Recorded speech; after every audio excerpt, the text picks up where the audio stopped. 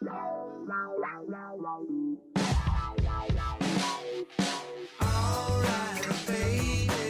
Torero podcast 50, back in London. The sun is shining, spring is here. Hallelujah. I was going to say I'm alone in my room on a Thursday morning, but I'm not. I've recruited a really nice guy. I shouldn't say nice guy, because the topic of my current vlogs is the nice bad boy. Okay, I'll say a really good guy, a guy who emailed me. He's called George, and we've met up before. And George's story is fascinating, because he's a younger chap than myself. I know it's hard to believe that I'm not in my early 20s, but I'm 35 and George is 21, I think. And he emailed me this story about his life and what he's doing here in London. And I thought, this is good, because so many younger guys contact me, even 16, 17-year-olds, that sounds dodgy. But they ask these questions that need answering. So this podcast, you could say, is for the younger audience. But we're also going to talk a lot about, obviously, daygame in London and flow mad stuff, travel, income on the side. George is also involved a lot in health and fitness, so we'll bring that in as well. But it's just going to be stream of consciousness, really. And I suppose if we miss anything out and you've got questions for George, then you can leave them below and we'll get George back. Anyway, all right, Mr. George? How are you doing, Tom? Yeah. I'm good, man. Cheers for giving up your morning to come on this podcast, because I know you've moved to London and you're working in a coffee shop now, yeah? That's right, yeah. But before we delve into what's going on now, in true cinema form, we need to go to the past. And can you give your your story from not being in London and, you know, expectations to coming to London, yeah? Yeah, sure. I guess it all kind of started knowing about daygame when I was at university, and you know, having a blast at uni, and then that all kind of ended in the summer last year. I secured a job to kind of start in September in the kind of accountancy finance world. A very safe prospect, huh? A very like one directional road. Very safe bet, yeah. I mean, if you was to kind of keep going down that line, you could be on a good buck. I bet your parents loved that when you said like accountancy and all that. Yeah, you know, it's kind of going to society standards, and you're kind of sorted if you enjoy it. Like, yeah. So anyway, I had that to come back to in September. In the summer, I did some traveling, which was great, and came back in September to the job, which after a few months in, decided it wasn't for me. I think because of the traveling that I've done as well, it kind of opened my eyes to the kind of possibilities of really kind of enjoying life and getting out there and having new experiences and adventures. One could almost say grabbing life by the horns. That is amazing. You could indeed, yeah. And you weren't in London at this point. You weren't living in London, were you? I wasn't in London at all. No, I'd come back from uni, lived with my parents. Started the job in September, all the way through to January, which was very intense, and decided it wasn't for me. So January was the time, kind of cut it out. Yeah, that is mental. If you've seen the movie American Beauty, have you seen that movie, George, with Kevin Spacey? I haven't yet. No. Oh, it's a classic. It's a classic movie for mindsets and unplugging. It's a bit like Fight Club. But if you know what I mean, this is George's Kevin Spacey moment where he just wakes up and just goes, fuck it. In the movie, Kevin Spacey says, like, in a year from now, I'll be dead. Or maybe he says in a week from now, I can't remember. But George is not going to die. But what was this big thing? What was this big decision when in January 2015? What did you decide to do? Well, I really sit down over Christmas and decided where do I want to kind of see my life going over the next few years once I'm at this kind of pivotal young age as well. And I decided adventure was the kind of way forward for me at this minute, and perhaps in the future I would come back to that kind of steady career prospects. But right now, I wanted to kind of get out there and start enjoying life more. So what did you decide to do? To your parents' amusement, perhaps? Yeah, so I kind of sat down with my parents and discussed it. I'm not happy in the job, and if I'm honest, they were understanding. it was obviously a big decision to make, and at the end of the day, they wanted me to be happy. Yep. So decided to quit the job in early January, and take a little bit of time off in January to kind of sort out the next big bit in the puzzle, which was moving to London. That is, yeah, a big step when you're 21 that I can't imagine I would have taken when I was 21. London, big bad London, and now you're in big bad London. You've got a place in a nice part of London, very good for day game, and you're working in a coffee shop, yeah, to keep ticking over. Yeah, that's right. Yeah, obviously you need some sort of income to survive the London lifestyle. So it's kind of a baby step to a bigger picture. How did you find your property? Guys are going to ask that question. How did you sit down and find somewhere to live, not that expensive in London? Yeah, for me, I just use spareroom.com. Yeah. It was a good source. I would recommend signing up for early bird access and really checking it, a few times a day, because the properties after a day or two, they've gone. It's a very quick market. Yeah, it's cutthroat. And Gumtree, I've had like mixed results with Gumtree. I'd go with Spare Room. We'll link it below. That's really good. And how did you find your coffee shop job? Yeah, just went to the headquarters. I think because of it being a coffee shop, obviously, being English kind of stood you up from the crowd, so it wasn't too hard to get, and you just have a few interviews. As long as you kind of show social intelligence, it's pretty good to go. Bringing in the game skills. Exactly. George is, in very good shape, good health, high SMV, would say, mate. Thank you. You know, buttering him up. So it's all good. I can imagine you walking into a headquarters or whatever, and they just went, yeah, okay, cool, bring him on. And that is keeping you going with your rent, yeah, and everything like that. Exactly, yeah. It's just about enough to kind of cover rent. Food is pretty much, free on the job. So rent and travel. Nice, man. So obviously, a part of the focus for coming to London is girls, I imagine. And I nag other guys who ask me questions. They always leave this question below. They say, I live in a small town. I'm 21, 22. What do I do? How do I get really good at game? And the only answer I always say is move to a big city. So you've just got more to shoot at. Yeah. So this is obviously going to impact on your day game regime, your habits. What's your plan for day game in London? Definitely. I think, obviously, to start with, it's quite overwhelming moving to a big city, and you've got a lot to kind of sort out, and you want to keep in touch with your friends and make sure that it's not all day game focused, which I think I did for the first week or two, which can bog you down. So I'd recommend just kind of building up a lifestyle around it and not just making it your main focus. But once you've kind of built out that lifestyle, just trying to go out, 3-4 times a week, it's on your doorstep, so you can kind of do it on the way to work even. And we just had a coffee nearby, and we were chatting about, I did a bit of it for George, where you're just bantering and you're just being sharp with the customers and the other people that walk in. It's classic mystery method. You bring people in, you create a happy vibe. You know what I mean about practicing that throughout the day, and your job is amazing for that. Exactly, yeah. I definitely recommend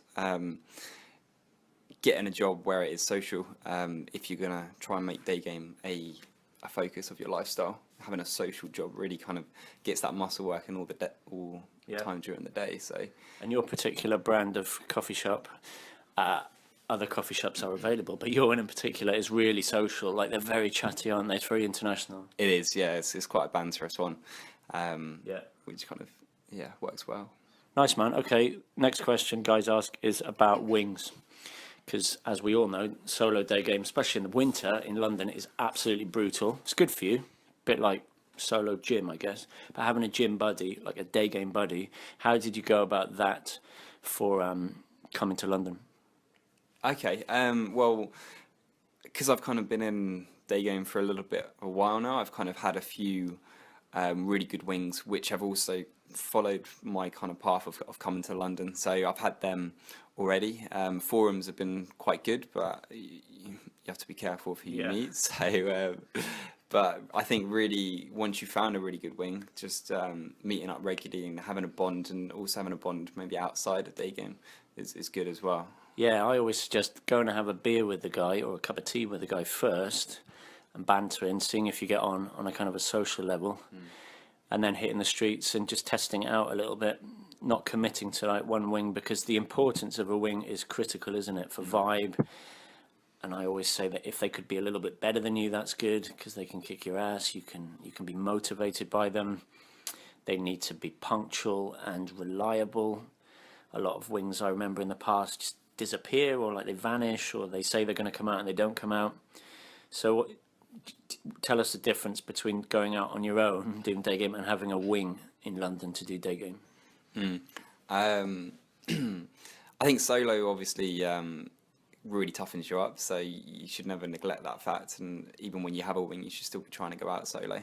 But finding the right wing is obviously also crucial. And if you do have someone that you feel is kind of bringing you down, I think be sure to cut it out.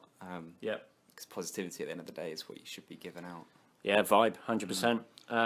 And this links to expectations. We were talking about this before, that before you move to a big city, especially if you're like 21 and you're coming at it fresh, you have these day game and lifestyle expectations, and then the shit hits the fan and you put your bags down in your room, or you walk out of your place of work and you look at your watch and you're like, it's day game time, and then like reality kicks in you. Big time, yeah. I think having big expectations, which I definitely did move into a big city to kind of practice this stuff and really get into that kind of lifestyle.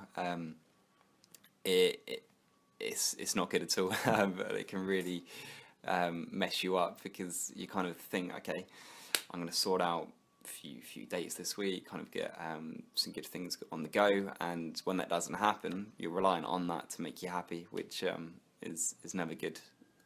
Yeah, it's that thing of having other things going on, as you said, yeah, especially in London, where the loneliness can really kick in.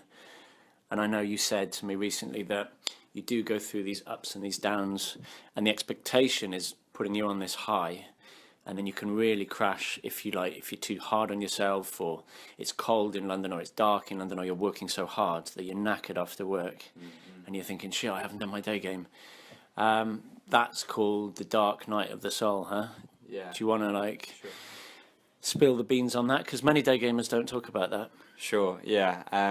That is a big kind of thing. I think when I moved to London about 2.5 weeks ago now, the first week was really good, and meeting up with wings and really going out and having a lot of fun, and it was really, really good out there.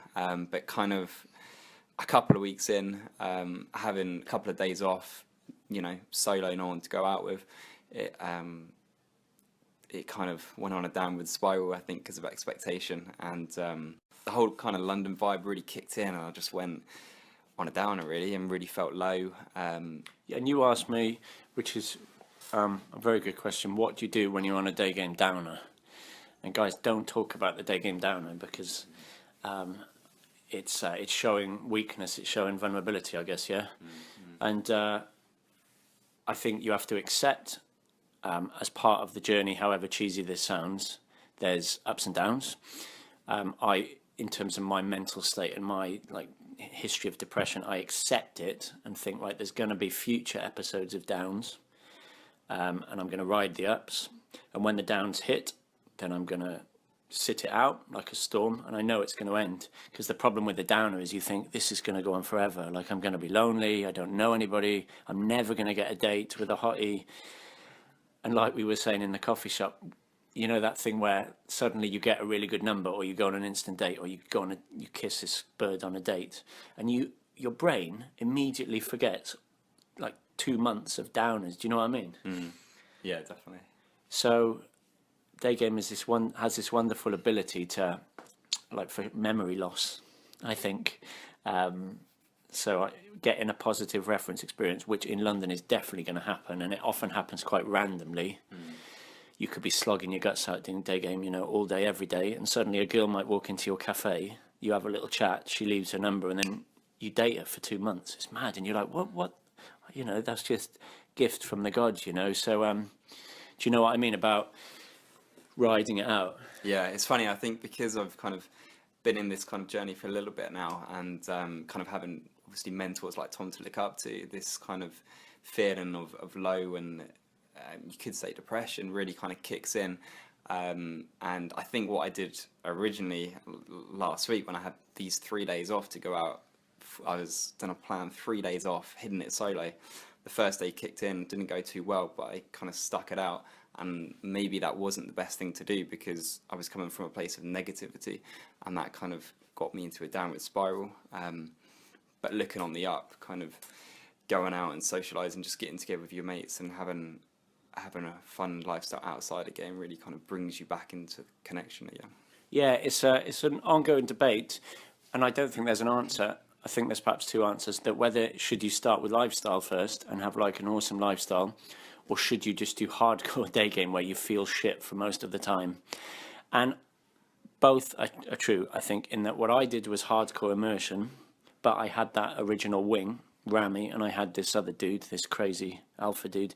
So we did socialise in the area where you live, actually. We used to do the day game for about an hour and then end up in a pub and just drink and have a laugh and watch movies and stuff. So yeah, full immersion is good for a skill set. You can't deny that. And pain is going to be part of it. But as this flow mad thing is all about, making sure you've got these buffers, which is keeping in touch with your family, going home occasionally to get out of London, doing something completely non-day game related, like going down to Brighton on the train with somebody and just doing nothing, just sitting by the sea, And I found at the moment, this is really stopping the crashes that I used to have. Because me and other day game nuts used to go like hardcore day game for 2, 3, 4 months, and then have these really big depression things where you hate day game revulsion, we call it, and you just crash and burn. And that's true for traveling, that's true for day game. I guess we can link it in now to your other passion, which is health and fitness here. Yeah. I am not qualified to talk about this at all, but George is in very good shape and he's only 21. Do you know what I mean about hitting it too hard at the gym and then crashing? I guess it's really bad for your muscles as well. Just those rest days or whatever, and having buddies to do it with. And how can you tie health and fitness into this kind of day game mentality? Good question. I guess both of them kind of stem from the same principle of having to put in the effort, and obviously you need to be passionate about it, otherwise it's not going to kind of get off the ground. But if you really are into your health and fitness, obviously taking a step back and having breaks now and again and switching up your training and doing different programs, different types of body movements, and also your diet as well, really looking into that and eating proper, clean, nutritious food really kind of helps the kind of the brain kind of positivity, as it were. Sure, and physiologically, undoubtedly, yeah. Yeah, exactly. So that will really links into kind of once you get out there and do some day game, you feel good in yourself because you know your kind of self-worth, that you are coming from this place of love. But you know what I mean about if a guy says to me, "Oh, I don't want a cold approach yet. I don't want to do day game just yet. I kind of want to get motivated first, I've got like a lot of videos I want to watch, and I've got this new book I want to read on positivity, and then I think I'm going to start day game probably in the summer." Do you know that analogy with the gym? It's like me going, "Oh, I am going to go to the gym, but first, I'm going to do this project and this travel and all that." Yeah. You can't put the cart before the horse. You know what I mean? If you want to get fit, you have to go to the gym and sort out your diet. And if you want to be good at day game, you have to hit the streets. Do you know what I mean about that? Like action. Yeah, definitely. You just got to jump straight in, really. And it's like when you kind of first start the gym, or once you come back to it after a few months off, your muscles are hurt for 2-3 days afterwards, which I guess similar to game in terms of you're feeling once you come back to it or once you start it, it's not going too well, and that kind of really hits home. Yeah, very true, very true. And I guess the topic of making it a habit, forming habits, is more important probably at the end of the day than motivation. I know motivation's really good, and perhaps people listen to podcasts and watch videos and read articles. You can't deny that you need day game motivation. I need day game motivation, and getting off our arse, that's really important. But the habit forming, like you must have at some point formed a gym habit or an eating habit. Can you remember when you did that? I think it was when I really fell in love with it, really. So the first kind of, say the first few weeks when you're back into the gym or start it, you're on a kind of a gym high, or at least I was for the first month. And then How old were you then? this was back when I was in school, probably about 15. Jesus, starting properly good. That is amazing. Yeah, I think you've really got to have a love for it, otherwise you won't keep it up as well. But yeah, after a few months, you will go through this kind of dip of, not getting the results you want from it, and you'll start questioning it, and like, is it the best use of your time? And then it's just kind of riding it out and keep going, really. Yeah, exactly the same with daygame. Yeah, which leads us nicely onto, you've got that passion, health and fitness. You've got the daygame passion. You're now in London, taking time out from like the sensible option that people would say. So coming back to your story, what's the plan for like London and the future? Do you have any kind of plan?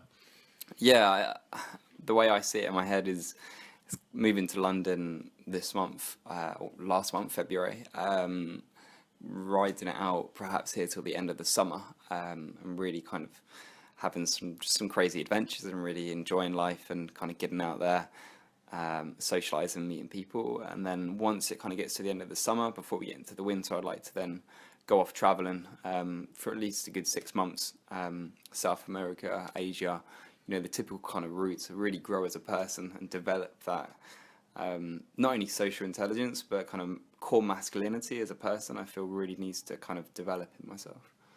Mate, for 21, you seem pretty solid to me. I'm very envious because, like I said, I didn't start till I was 20, whatever, day game properly, 28, 29. So you're so ahead of the game. And the first time I met you, do you remember I asked you the question, at what age does a man's value peak? Can you remember the rough answer? What's a man's peak age in terms of being attractive to women? What do you think it is? Is it more towards the late kind of 20s, isn't it? Yeah, even early 30s.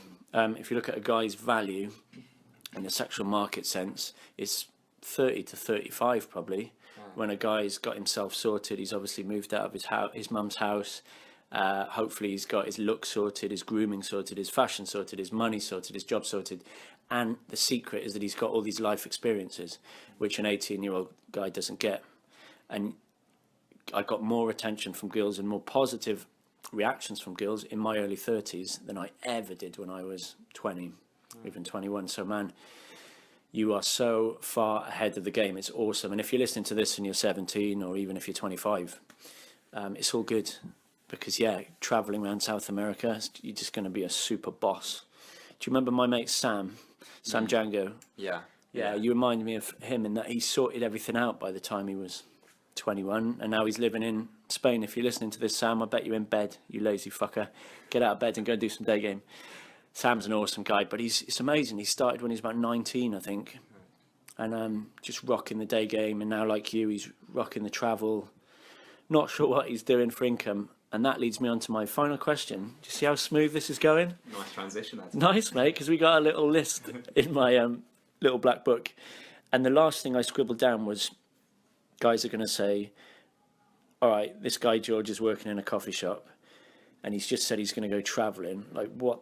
How are you going to get money? What's the plan for the future for making this like a life, not just like a bit of fun? What are you thinking about that? Yeah, I mean, obviously the coffee shop job is literally income equals outgoing, so there's no savings at all. Rightly said. I do have a little bit of savings, which revolved around some business I did on eBay a few years ago, which Selling Viagra. you could say that. So that really hit off. So that's a little bit of savings there. Once I'm in London, I'd like to get some side projects on the go. So perhaps in terms of doing my own kind of vlog and really kind of getting out there and connecting with guys and sharing experiences I've had. Yeah, man. So like an income stream on the side, or eventually passive, i.e. 4-hour work week, flow mad kind of stuff eventually, yeah, which does take time to set up, but I guess that's your goal if you're going to be traveling, if not English teaching or something like that. Yeah, definitely, yeah. And I was kicking your ass about these vlogs and sharing what you're doing, because imagine if you had somebody's whole story. I used to nag Sam about this. imagine if Sam had started vlogging or blogging or tweeting or whatever when he was 19, and you could see his whole journey to when he's like a 35-year-old guy. That would just be a ridiculous historical case study of a man growing in, like, with relationships and with money and with his health and with his fashion. So yeah, I'm really encouraging you to do it, man. And in the future we'll get you back and do, if you want, do vlogs with you, because for guys to look at you as a 21-year-old, it's probably way more useful than them looking at me as a 35-year-old, because it's all about guys having empathy and connection, yeah? And your story is exactly on the money with what I guess guys are going through. Do you know what I mean? Sharing this story. Definitely, yeah. I guess whatever you feel you can connect best with and kind of give you that inspiration is... Yeah. And I once made a video called Why I Hate Self-Development or something, or Why I Hate Life Coaching. And I made that had the most, like, negative emails I've ever got based on that video, because guys were like, what the fuck, you can't say that about Tony Robbins and my inner game program that I'm doing. And I didn't mean to offend anyone. I just meant that radical action for me is what it's all about and is what changed me. And then the inner stuff kind of changed afterwards. You know what I mean? And you're a guy who's moved to London, like quit his job, got another job, doing day game, going to the gym, going traveling. So you're doing the radical action kind of approach, I think. Does that make sense? Yeah, definitely. Guys can get too caught up in the inner stuff, which is kind of delaying the action. I think that's definitely what I was guilty for as well, to start with, kind of really, reading about it, which is good only up until a certain point, and then you really need to take action. Otherwise, you're not going to get the experiences and references that you need. Yeah, nice, man. So you might be traveling from, what, autumn this year? Yeah, like September, October kind of time. Nice, man. South America is, I'm looking at the map now that's on my wall. South America is pretty uncharted for me, but I'm doing this crazy thing. I'm not going to tell anyone what I'm doing, but in October I'm doing a crazy thing where I'm going to end up in, hang on, let me see the map, in Brazil. I'm going to end up in Salvador on the east coast of Brazil, and I'll probably be there end of October. So if you're in South America, man, we could do, obviously I want to hit Argentina for Buenos Aires, and obviously I want to hit Colombia for Bogota. And my dream was always to get a motorbike, really, to do it, a la The Motorcycle Diaries. Excellent film if you haven't seen it. But have you got plans of places you want to go to? If I'm honest, I really need to sit down. I think I'm a little bit more on the kind of spontaneity edge, so it's more kind of just getting that ticket and getting over there, really, and anything that kind of crops up along the way is good for me. That is beautiful. Yeah, that is real flow man stuff. I'm in Asia. It's quite uncharted for day game. Obviously, guys go there for other reasons when they're in their 50s and really fat, and they just want to go to a hookah bar or something. But for actual day game, a guy actually in India recently emailed me and said he's a hardcore day gamer in Mumbai. If you're listening to this, shout out to you. And he's getting great results in shopping malls in India, so that's unexplored as well. Hong Kong, places like that. Are you planning on Australia, New Zealand? Yeah, I'd like to hit them as well. I think the only trouble with them is it's a little bit more expensive. Yeah. Like, it's funny, guys always see the advertising for Australia. They're like, yes, that's the gap year, Australia. And they don't realise, like I didn't realise, that it's probably more expensive than London. It's nuts, Sydney, for a coffee or a beer or a hostel. So yeah, man, it's just restrictive, isn't it? And South America and Asia or Eastern Europe, that's the place to be. Yeah, definitely. All right, well, we'll kind of wrap it up. I think we're coming to half an hour. Look at that, 29 minutes. That is beautiful. Cheers, George. I hope this is the start of many podcasts we do, vlogs we do, hopefully a bit of travelling. Thanks, Tom. Yeah, cheers for giving me the opportunity. No worries, man. And in classic sales speak, I'm going to end on an upsell, as you should, as marketers nag me to do. The only upsell in this podcast is that there's 2 places available on my last boot camp in London for a while, which is going to be on the 28th, on the 29th of March, with me teaching. 2 places left on that. If you're interested, give me an email, tom@tomtorero.com. After March, I'm giving up my room, I think, here, or certainly end of mid-April, and then I'm off. a bit like you. So, last chance for a London boot camp. There you go. That was podcast number 15. Over and out. Ta-da. Cheers, Tom.